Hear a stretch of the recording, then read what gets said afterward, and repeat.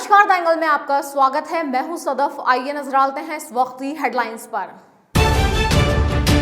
राहुल गांधी ने बोला प्रधानमंत्री नरेंद्र मोदी पर हमला। राफेल मुद्दे पर केंद्र सरकार को घेरा, कहा सरकार बनने पर जीएसटी को करेंगे खत्म। जयपुर की सांगानेर थाना पुलिस को मिली बड़ी कामयाबी, अंतर्राज्यीय गिरोह के 3 बदमाश गिरफ्तार, बड़ी मात्रा में हथियार बरामद।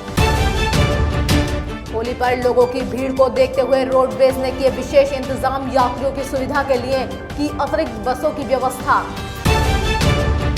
और जयपुर को मिली आईपीएल के 5 और मैचों की मेजबानी। 7 अप्रैल को राजस्थान रॉयल्स और कोलकाता नाइट राइडर्स के बीच मुकाबला। कांग्रेस अध्यक्ष राहुल गांधी अरुणाचल प्रदेश के दौरे पर रहे। इस अवसर पर ईटानगर में जनसभा को संबोधित करते हुए राहुल ने प्रधानमंत्री नरेंद्र मोदी पर हमला बोला। उन्होंने कहा कि पीएम ने लोगों से रोजगार का वादा किया, लेकिन बीते 45 साल में सबसे ज्यादा बेरोजगारी आज देश में है। रात 12 बजे पीएम ड्रामा करके जीएसटी लाते हैं। राहुल ने जीएसटी के बारे में कहा कि इसकी full form Gabbar Singh tax है। जीएसटी ने छोटे कारोबारियों को तबाह कर दिया। अगर कांग्रेस की सरकार बनी तो हम जीएसटी जड़ से खत्म कर देंगे। राहुल ने राफेल पर भी मोदी सरकार को जमकर घेरा। राहुल ने कहा कि हम कम पैसों में राफेल ला सकते हैं। उन्होंने कहा कि रक्षा मंत्री को राफेल डील की जानकारी नहीं थी। राहुल ने कहा कि अगर कांग्रेस सत्ता में आई तो अरुणाचल प्रदेश और अन्य पूर्वोत्तर राज्यों का विशेष श्रेणी का दर्जा बहाल किया जाएगा। कांग्रेस अरुणाचल प्रदेश और अन्य पूर्वोत्तर राज्यों की भाषा, संस्कृति और परंपरा पर कभी भी हमला नहीं करेगी। तमिलनाडु की प्रमुख विपक्षी पार्टी द्रविड़ मुनेत्र कड़गम ने लोकसभा चुनाव के लिए अपनी पार्टी के चुनावी घोषणा पत्र को जारी किया। डीएमके ने इस चुनावी घोषणा पत्र में लोक लुभावन घोषणाओं के जरिए वोटरों को साधने की कोशिश की है। वहीं पार्टी की ओर से घोषणा पत्र में पूर्व पीएम राजीव गांधी के हत्यारे को रिहा कराने का वादा भी किया गया है। इसके अलावा नोटबंदी पीड़ितों के परिवारों को मुआवजा देने की बात भी कही गई है। पार्टी के मैनिफेस्टो में इसका जिक्र किए जाने के बाद दक्षिण भारत की सियासत में विवाद शुरू हो गया है। डीएमके ने अपने घोषणा पत्र में पांडुचेरी को पूर्ण राज्य का दर्जा दिलाने, मनरेगा के तहत 150 दिन रोजगार की गारंटी देने, प्रदेश के छात्रों का एजुकेशन लोन माफ और राज्य को नीट से छूट दिलाने जैसे कई वादे किए हैं। तमिलनाडु और पांडुचेरी में 18 अप्रैल को एक ही चरण में चुनाव का मतदान कराया जाएगा, जिसमें डीएमके राज्य की 20 सीटों पर चुनाव लड़ेगी। उत्तर प्रदेश में योगी सरकार ने अपने 2 साल पूरे कर लिए हैं। इस अवसर पर पत्रकारों से बात करते हुए यूपी सीएम ने एक बार फिर से हिंदुत्व का मुद्दा उठाया। पिछली सरकारों पर हमला बोलते हुए योगी ने कहा कि पूर्ववर्ती सरकारों में हिंदुओं पर अत्याचार हुआ। कई इलाके ऐसे थे जहां अल्पसंख्यक हिंदू थे और उन्हें अपने घर छोड़कर पलायन करना पड़ा था। उनकी सरकार आते ही वो लोग वापस लौटने लगे हैं। योगी ने कहा कि यूपी में बहुजन समाज पार्टी और समाजवादी पार्टी की सरकार के दौरान दंगों का लंबा सिलसिला चला। दर्जनों ऐसे इलाके थे जहां से अल्पसंख्यक हिंदुओं को इलाके छोड़ने पड़े थे। कैराना और कांधला इसका उदाहरण है। लोग अपने घरों से पलायन करके चले गए थे। वे अराजक तत्वों के हाथों अपने घर औने पौने दामों में बेचने को मजबूर थे। यूपी में बीजेपी की सरकार आई तो पलायन करके चले गए हिंदू लौटने लगे। हमने प्रदेश के अंदर सुरक्षा का माहौल दिया। कांधला और कैराना से जो पलायन कर जा चुके थे, लोगों ने अपने मकान अराजक तत्वों को बेच दिए थे। वो लोग फिर से अपने घरों में लौट आए हैं। यूपी सीएम ने कहा कि बीजेपी की सरकार आने के बाद प्रदेश में सुरक्षा का माहौल पैदा हुआ।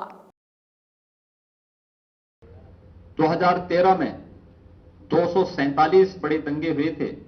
2014 में 242 दंगे हुए थे। 2015 में 219 और 2016 में भी 100 से अधिक दंगे हुए थे, जिनमें हजारों निर्दोष नागरिक प्रदेश के मारे गए थे। हजारों करोड़ रुपए की संपत्ति को नुकसान हुआ था। और मुझे आज बताते हुए प्रसन्नता है कि जब हमारी सरकार अपने 2 वर्ष के इस कार्यकाल को संपन्न कर रही है तो विगत 2 वर्ष में प्रदेश के अंदर एक भी दंगा नहीं हुआ। प्रदेश के अंदर इस दौरान एसिड अटैक और अपहरण की, फिरौती के लिए अपहरण की एक भी घटना नहीं घटित हुई। केंद्रीय रिजर्व पुलिस बल के 80वें स्थापना दिवस के मौके पर राष्ट्रीय सुरक्षा सलाहकार अजीत डोभाल ने पुलवामा आतंकी हमले में शहीदों को श्रद्धांजलि दी। डोभाल ने कार्यक्रम को संबोधित करते हुए कहा कि देश के लिए पुलवामा हमले में शहीद होने वाले जवानों को मैं श्रद्धांजलि देता हूं। उन्होंने कहा कि देश इसे भूला नहीं है और ना कभी भूलेगा भी। डोभाल ने गुरुग्राम में आयोजित कार्यक्रम में सीआरपीएफ के योगदान को बेहद महत्वपूर्ण बताते हुए कहा, आंतरिक सुरक्षा का बहुत महत्व है। द्वितीय विश्व युद्ध के बाद 37 देश ऐसे थे जो टूट गए या फिर अपनी संप्रभुता खो बैठे। इनमें से 28 का कारण आंतरिक संघर्ष था। देश अगर कमजोर होते हैं तो उसका कारण कहीं ना कहीं आंतरिक सुरक्षा की कमी होती है। इसका दायित्व सीआरपीएफ पर है, तो आप समझ सकते हैं कि कितनी महत्वपूर्ण जिम्मेदारी आपको मिली है। सपा बसपा गठबंधन में शामिल राष्ट्रीय लोकदल ने तीनों सीटों पर उम्मीदवारों की घोषणा कर दी है। राष्ट्रीय लोकदल अध्यक्ष चौधरी अजीत सिंह मुजफ्फरनगर से चुनाव लड़ेंगे। उनके बेटे और पार्टी उपाध्यक्ष जयंत चौधरी बागपत व मथुरा से कुंवर नरेंद्र सिंह चुनावी मैदान में होंगे। गौरतलब है कि यूपी में हुए गठबंधन में राष्ट्रीय लोकदल के हिस्से मुजफ्फरनगर, बागपत व मथुरा सीटें आई थी, जिन पर उम्मीदवार घोषित कर दिए गए हैं। गठबंधन में सपा 37, बसपा 38 और रालोद 3 सीटों पर चुनाव लड़ रही है। अमेठी व रायबरेली की सीटें गठबंधन ने कांग्रेस के लिए छोड़ दी हैं। राजस्थान के मुख्यमंत्री अशोक गहलोत ने नरेंद्र मोदी सरकार के कार्यकाल में संविधान एवं लोकतंत्र को खतरा होने का आरोप लगाया है। उन्होंने दावा किया कि अगर जनता ने मोदी को फिर से सत्ता सौंपी तो हो सकता है कि हमारे यहाँ चुनाव ना हो या फिर चीन और रूस जैसी स्थिति हो।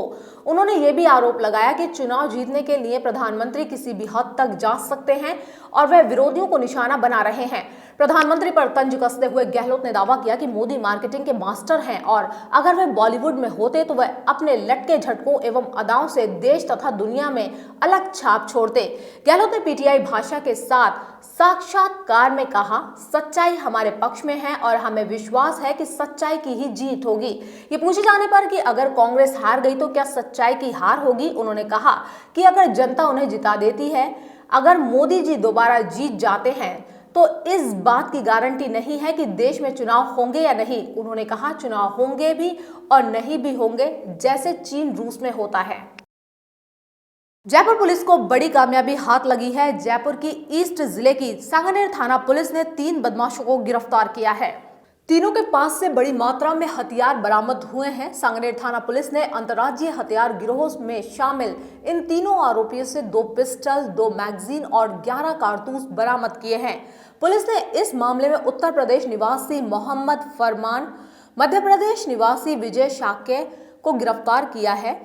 इनका एक अन्य साथी मोहम्मद सादिक जयपुर के प्रताप नगर का ही रहने वाला है। डीसीपी ईस्ट राहुल जैन ने बताया कि आरोपी घनी आबादी में किराए का मकान लेकर फैक्ट्रियों में प्रिंटिंग का काम करते थे। आरोपी फैक्ट्रियों में आपसी गुटबाजी के लिए हथियार अपने पास रखते थे। यहाँ जैसे कि हम लोगों ने हथियारों के विरुद्ध, एनडीपीएस के विरुद्ध, एक्साइज एक्ट्स के विरुद्ध कार्रवाइयाँ का एक अभियान चला रखा है, तो इसमें हम लोगों ने सांगानेर थाने में एक अच्छी कार्रवाई करते हुए 2 पिस्टल्स, 4 मैगजीन्स और 11 जिंदा कारतूस बरामद किए हैं। इस प्रकरण में 3 लोगों को हमने गिरफ्तार किया है। इनमें से एक मोहम्मद सादिक नाम का व्यक्ति है जो पहले वाहन चोरी में भी थाने में बंद हो चुका है, सांगानेर में ही। तो 3 लोग जो हैं वो हैं मोहम्मद फरमान, जो कि ओरिजिनली ज़िला बिजनौर उत्तर प्रदेश का रहने वाला है और हाल अभी श्री राम कॉलोनी में रह रहा है। और दूसरा व्यक्ति है विजय शाक्य, जो ओरिजिनली मुरैना मध्य प्रदेश का रहने वाला है। इसकी वहीं पे जान पहचान थी, जो वो हथियार बनाने वाले हैं वहीं से हथियार भी लेके आते हैं ये। और ये हाल 8 प्रताप नगर थाना क्षेत्र प्रताप नगर में ही रह रहा है। और तीसरा व्यक्ति, जैसा कि भी मैंने बताया कि ये वाहन चोरी में पहले भी बंद हो चुका है, मोहम्मद सादिक, ये खास प्रताप नगर का ही रहने वाला है। ये लोग किसी भी तरीके की घटना को कारित कर सकते थे। ये फैक्ट्रीज़ में संविदा पे कार्य करने वाले आदमी है। होली पर्व पर यात्री भार को देखते हुए रोडवेज प्रबंधन ने विशेष इंतजाम किए हैं। राजस्थान की रोडवेज की बसों में होली पर घर जाने वालों के चलते भारी भीड़ नजर आ रही है। यात्री भार होने के कारण अतिरिक्त बसों के संचालन से यात्री सुविधा में बढ़ोतरी होने के बावजूद यात्री रोडवेज बसों में सीट हासिल करने की मशक्कत करते नजर आए। रोडवेज आगामी 2 दिन करीब 100 अतिरिक्त बसों का संचालन कर रहा है। अन्य जिलों के बाशिंदों को त्योहार पर उनके गंतव्य तक पहुंचाने के लिए अतिरिक्त बसों का इंतजाम किया गया है। सुबह से रोडवेज बसें यात्रियों से खचाखच भरी रहीं। रोडवेज प्रशासन ने अन्य जिलों के बाशिंदों की बसों में आवाजाही बढ़ने की संभावित स्थिति को देखते हुए अधिक यात्री भार वाले रूटों पर अतिरिक्त बसें चलाने का निर्णय लिया है। कोटा, भरतपुर, अजमेर, बीकानेर, जोधपुर और सीकर रूट पर अतिरिक्त बसों का संचालन करने के लिए कम यात्री भार वाले रूटों पर चल रही बसों के फेरों में कटौती कर बसों के इंतजाम किए गए हैं। जी, हमने जयपुर स्थित सारे डिपोओं से एक्स्ट्रा बसेज मंगवाई हैं और जहां का भी पैसेंजर ज़्यादा होता है उनके लिए हम अतिरिक्त बसें उपलब्ध करा रहे हैं। हमारे सारे प्लेटफार्मों पर डीओ अलग से काम कर रहे हैं, बुकिंग अतिरिक्त काम कर रही है और पैसेंजर वेलफेयर के लिए जितनी सुविधाएं चाहें उनको बराबर वॉच कर रहे हैं। सफाई का पूरा ध्यान रखा जा रहा है और हम कोशिश कर रहे हैं लोगों को बेहतरीन सेवाएं प्रोवाइड कराने की कोशिश कर रहे हैं। देखिए, प्रतिदिन की अलग अलग संख्या होती है बसें। आज हमारे पास 10 बसें एक्स्ट्रा अभी उपलब्ध हैं, जिनको हम आवश्यकता अनुसार और ज़्यादा मंगा के किसी भी डिपो से और ज़्यादा बढ़ा सकते हैं उस संख्या। नहीं, बिल्कुल नहीं लिया जा रहा। हम उसी फेयर में जो रोडवेज का फेयर है उसी फेयर में हम सारी एक्स्ट्रा गाड़ियाँ भेज रहे हैं। बस ज़्यादा लगाए, 200 बसों की व्यवस्था की गई है यहाँ पे, एक्स्ट्रा बसों की। और जहाँ जहाँ का यात्री होता है वहाँ हम जहाँ की मतलब बसें भेज देते हैं। जो यहाँ किसी प्रकार की कोई भीड़ भी नहीं है ऐसी जो मतलब यात्रियों को कोई असुविधा हो, सब तरह की सुविधा है। यहाँ सबसे ज़्यादा यूपी के हैं, जो फरुखाबाद भी है, अलीगढ़ भी है, बरेली है, आगरा है, यहाँ का ज़्यादा ट्रैफिक है। टाइम वाली गाड़ियाँ तो टाइम पे चल रही है। उसके अलावा हमने 200 गाड़ियों की अतिरिक्त व्यवस्था की है।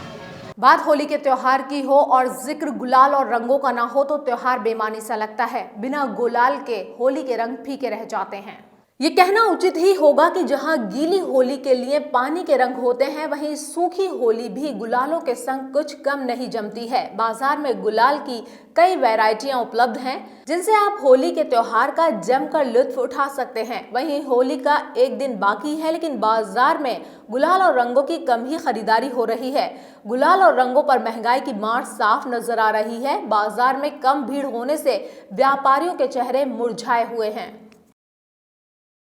अभी वैसे बाजार डाउन है, क्योंकि थोड़ा एक तो मौसम और फिर बजट लोग बागों के पास है नहीं। बंद महीने में होली है ये, इसमें थोड़ा बजट गड़बड़ाया हुआ है पब्लिक का, ऐसी कोई बात नहीं। बाकी गुलाल में जो है हर्बल रोटे सभी तरीके की है। मार्केट में एक से एक आइटम है, गोटा गुलाल वगैरह सब आता है, लेकिन बिजनेस ही नहीं है। आप देख रहे हैं इस टाइम कस्टमर का टाइम होना चाहिए, लेकिन सन्नाटे में बैठे हैं अभी सब। मेन तो एक तो महंगाई है और दूसरा थोड़ा इफेक्ट बंद महीने का भी आ गया। अभी दोनों ही चीज़ें हैं जिसकी वजह से कारोबार डाउन है। रंग भरे त्योहार की खुशियों को चार चांद लगाने के लिए जगह जगह पिचकारियों की दुकान सज चुकी है। होली की तैयारियों में जुटे बच्चों के साथ बड़े बुजुर्ग भी बड़े पैमाने पर रंग, अबीर और गुलाल के साथ साथ पिचकारियों की खरीदारी कर रहे हैं। बाजार में पिचकारियों की एक से बढ़कर एक डिजाइन्स की चाइनीज व कार्टून कैरेक्टर्स की पिचकारियां ग्राहकों को खासी लुभा रही हैं। यहाँ डोरेमोन, छोटा भीम, शकलाका बूम बूम सहित अन्य कार्टून कैरेक्टर की पिचकारियों की बच्चों में विशेष डिमांड है। बाजार में हर ग्राहक के हिसाब से पिचकारियां हैं। हालांकि पिछले साल की तुलना में इस बार महंगाई का असर है, लेकिन दुकान विक्रेताओं को अच्छी बिक्री की उम्मीद है। भले ही इन पिचकारियों का स्वरूप आज बदलते वक्त के साथ नया हो गया हो, लेकिन बाजार में इनकी मांग जो की त्यों है। आप देख लो मार्केट में आज आखिरी दिन है, कल होली है, सन्नाटे छाए हुए हैं, बाजार बिल्कुल ठंडे पड़े हुए हैं। क्या पता नहीं मालिक की क्या मर्जी है, इस बार बिल्कुल कारोबार है नहीं। बीच में तो मौसम की खराबी थी और महंगाई की जो मार है, उस चक्कर में लोगों के पास पैसा नहीं है, बजट नहीं है। हर कारोबारी जिससे बात करते हैं वो रो रहा है, कारोबार कोई से भी नहीं है। और वो क्या है, फॉर्मेलिटी बतौर बच्चे का अपना शौक पूरा करेगा। किसी की 10,000 की तनख्वाह है तो वो क्या है, एक तो बीच के ये तारीख जो आई है ना 20-21 तारीख के अंदर, तो तनख्वाह लोग ले चुके होते हैं। अब अपना बजट लोगों को गड़बड़ाए हुए हैं, तो बजट के चक्कर में आदमी क्या है वो 150 वाली, 200 वाली, 150 वाली बहुत हल्के, आज के 5-7 साल पहले 500-700 हज़ार रुपये के पीछे बिगाया करती थी। अब वो बजट खत्म हो गया लोगों का। सौहार्द और सद्भाव का पर्व होली बुधवार को है। राजस्थान सहित प्रदेश भर में इस त्योहार को लेकर हर्षोल्लास का माहौल है। इसके बाद गुरुवार को धुलंडी पर्व मनाया जाएगा। इस बार होली पर 8:59 से पहले भाद्रा रहेगी, इसलिए होली का दहन 8:59 के बाद करना श्रेष्ठ है। देखिए, होली का दहन फाल्गुन शुक्ल पक्ष की पूर्णमासी प्रदोष व्यापिनी भद्रा रहित शास्त्रोक्त बताया है।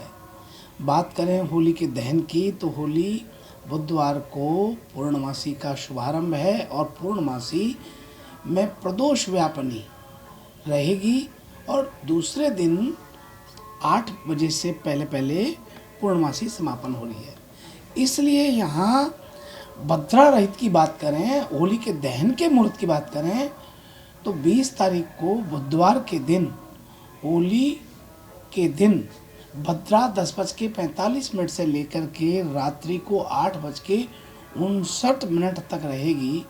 और भद्रा रहित शास्त्रोक्त बताया है। शास्त्र मत की बात करें तो होली का दहन रात्रि को 9 बजे बाद ही शुभ रहेगा।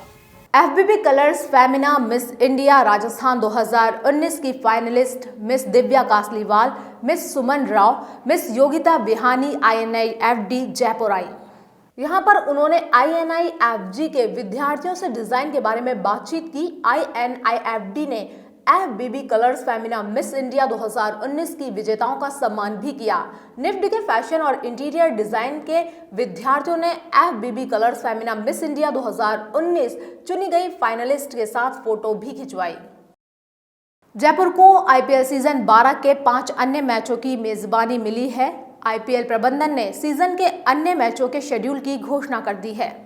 नए शेड्यूल में जयपुर को 5 और मैचों की मेजबानी मिली है। जयपुर को पहले ही 2 मैचों की मेजबानी मिल चुकी है। नए शेड्यूल के बाद जयपुर के सवाई मानसिंह स्टेडियम में IPL के कुल 7 मैच खेले जाएंगे। नए शेड्यूल के मुताबिक 7 अप्रैल को राजस्थान रॉयल्स और कोलकाता नाइट राइडर्स, 11 अप्रैल को राजस्थान रॉयल्स और चेन्नई सुपर किंग और 20 अप्रैल को राजस्थान रॉयल्स और मुंबई इंडियंस के बीच मैच खेला जाएगा। जयपुर के SMS स्टेडियम में 22 अप्रैल को दिल्ली कैपिटल और राजस्थान रॉयल्स के बीच मैच होगा। जयपुर में आखिरी मुकाबला 27 अप्रैल को राजस्थान रॉयल्स सनराइजर हैदराबाद के बीच खेला जाएगा। भारतीय विमानपत्तन प्राधिकरण और राजस्थान खो खो संघ अजमेर के संयुक्त तत्वाधान में 52वीं सीनियर राष्ट्रीय स्तर महिला पुरुष खो खो प्रतियोगिता का आयोजन किया जा रहा है। ये प्रतियोगिता जयपुर के चौगान स्टेडियम में 24 मार्च से खेली जाएगी। प्रतियोगिता में BSF, रेलवे और AIE की 72 टीमों के लगभग 1000 महिला एवं पुरुष खिलाड़ी भाग लेंगे। ये प्रतियोगिता अंतर्राष्ट्रीय स्तर की मैट पर होगी। प्रतियोगिता में प्रतिदिन मैच सुबह 7 बजे से 11 बजे और शाम 5 बजे से दूधिया रोशनी में आयोजित किए जाएंगे। एयरपोर्ट अथॉरिटी ऑफ इंडिया ने समय समय पर ऐसी प्रतियोगिताओं को प्रोत्साहन देने के लिए स्पॉन्सरशिप करती है। तो इस बार हमने जो है खो खो के खेल को चुना है, क्योंकि खो खो का खेल जो है वो हमारे इंडियन ओरिजिन का खेल है और हमें लगता था कि इस खेल को बढ़ावा देना चाहिए। तो इसी डायरेक्शन में अग्रसर होते हुए हम लोगों ने डिसाइड किया कि हम खो खो एसोसिएशन को अपने साथ लेके इनके सौजन्य से ये प्रतियोगिता को प्रोत्साहित करेंगे और उसको पूरा स्पॉन्सर करेंगे। तो airport authority of India is the main sponsor of this event. 52वीं सीनियर राष्ट्रीय खो खो प्रतियोगिता का आयोजन 24 मार्च 2019 से 28 मार्च 2019 तक चौगान स्टेडियम गणगौरी बाजार जयपुर में किया जाएगा, जो राजस्थान खो खो संघ के तत्वाधान में आयोजित की जाएगी, जिसमें भारत के सभी राज्यों से और airport authority, railway, sports promotion board और BSF की टीमों सहित कुल 72 टीमें आने की संभावना है। 1070 खिलाड़ी और 200 तकनीकी अधिकारी और डिग्नेटरीज यहाँ आएंगे, जिनके आवास की व्यवस्था भी बहुत अच्छी की गई है कि खिलाड़ियों के लिए सबके लिए होटलों में व्यवस्था की गई है कि ये पहली बार राजस्थान खो खो संघ के इतिहास में senior national kho kho championship पहली बार जयपुर में आयोजित की जा रही है। और इसी के साथ इस बुलेटिन में इतना ही। खबरों का सिलसिला लगातार जारी रहेगा। आप बने रहिए हमारे साथ। नमस्कार।